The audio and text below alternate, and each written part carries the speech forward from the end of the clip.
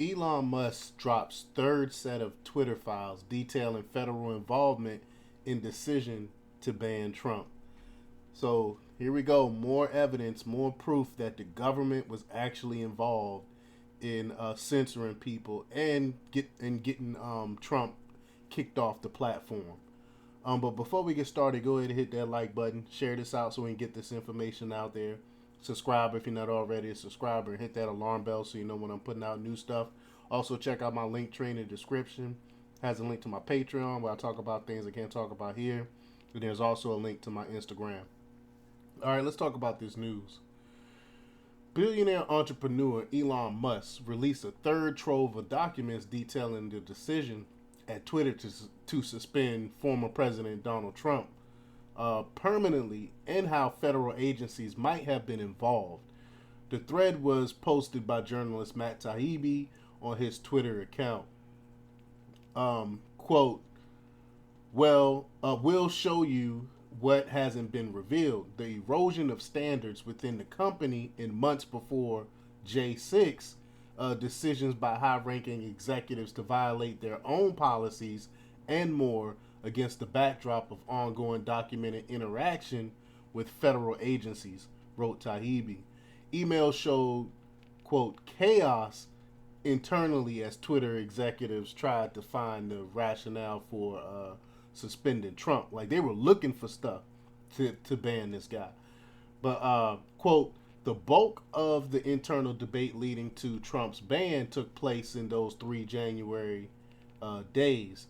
However, the intellectual framework was laid in the months preceding the Capitol riots, Taibbi reported. Quote, after J6 internal slacks showed Twitter executives getting a kick out of intensified relationships with federal agencies. Here's trust and safety head Yoel Roth lamented lack of, quote, generic enough calendar descriptions to concealing his, quote, very interesting meeting partners, he continued. So they were covering it up. They didn't want to say meeting with FBI in their calendars because in case it's like someone looking at it, it can definitely see they're meeting with the FBI. So they wanted generic stuff. Taibbi reported that there was a tension between the small safety operations department and, quote, a smaller, more powerful cadre of senior policy execs. He said there was clear interaction with, quote, federal enforcement and intelligence agencies about content moderation during that time. One email showed the FBI expressing concern about 2 tweets with claims about election fraud that were debunked by Politico. Quote, examining the entire election enforcement slack, we didn't see one reference to moderation requests from the Trump campaign, the Trump White House, or Republicans generally. Uh, we looked, they may exist. We were told they do. However, they were absent here, said Taibbi.